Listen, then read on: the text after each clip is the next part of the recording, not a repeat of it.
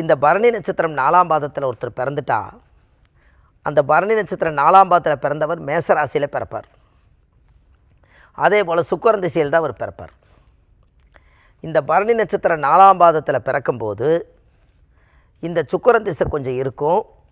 அந்த சுக்கிரன் திசையில் தான் அவங்க வாழ்க்கையில் முன்னுக்கு வரணும்னு சொல்லி அந்த எண்ணங்கள் இருக்கும். இவர் பிறந்ததுக்கப்புறம் அவங்க வீட்டில் சுப நிகழ்ச்சிகள் நடக்க ஆரம்பிக்கும். யார் பரணி நட்சத்திரம் 4ஆம் பாதத்தில் மேசராசியில் பிறக்கிறாங்களோ அவர் பிறந்ததுக்கப்புறம் இவங்களுடைய ஜாதகத்தில் ஒரு பெரிய மாற்றத்தை உருவாக்கும். அப்போது இவர் பிறந்தோன்னே பாருங்கள், அவங்க அப்பா அம்மாவுக்கு ஒரு வளர்ச்சி கொடுத்துரும்.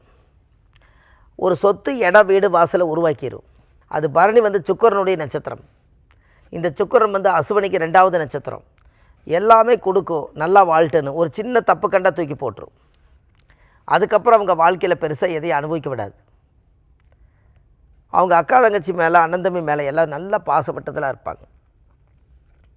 அவங்களுடைய குடும்ப பாரம்பரிய வம்சாவளிக்கு இது வரைக்குமே ஜாதகத்தில் அந்த யோகத்தை எல்லாத்தையுமே இவங்க அனுபவிக்கணும்னு நினைப்பாங்க. பேரும் புகழ் மாலை மரியாதை எப்போவுமே இவங்களுக்கு எங்கே போனாலும் கிடைக்கும். பாருங்கள், ஒரு சின்ன விஷயந்தான். அந்த நட்சத்திரத்தில் பிறந்தோன்னே இந்த உலகத்தில் எதெல்லாம் சொந்தமாதுன்னு பாருங்கள். அந்த தெய்வத்தினுடைய அனுகிரகம் இல்லைன்னு இது நடக்குமா? அதுக்கு தான் மூதாதிகளுடைய ஆசீர்வாதம் எப்போதுமே வேணுனாங்க. அதுக்கு தான் இறந்த முன்னோர்களுக்கு திதி கொடுங்கன்னு சொன்னாங்க. எப்போவுமே பரணி நட்சத்திரம் பார்த்தா சுக்கிரனா தான் தெரியும். சுக்கிரனா மூத்தவங்க. அவங்க வீட்டுக்குள்ளே பெரியவங்க யாரெல்லாம் காலமாயிருக்காங்களோ அவங்களுக்கு கூப்பிட்டு மாதம் அமாவாசைக்கு திதி கொடுக்கறதும், மாகாளி அமாவாசைக்கு திதி கொடுக்கறதும், இந்த தை மாதம் ஆடி மாதம் திதி கொடுக்கறதும், தை மாதம் தை அமாவாசைக்கு திதி கொடுக்கறதும், இதெல்லாம் செய்ய அவங்க வாழ்க்கை எங்கேயோ போயிடும். காஞ்சிபுரம் மாவட்டம் கந்தசாமி திருக்கோவில்.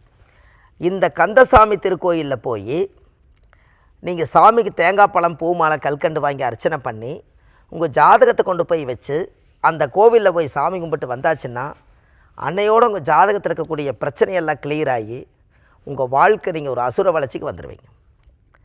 தெய்வத்தினுடைய பவர் அதிகமாக இருக்கிறனால இந்த கோயிலுக்கு நீங்கள் போயிட்டு வாங்க, நல்லதே நடக்கும்.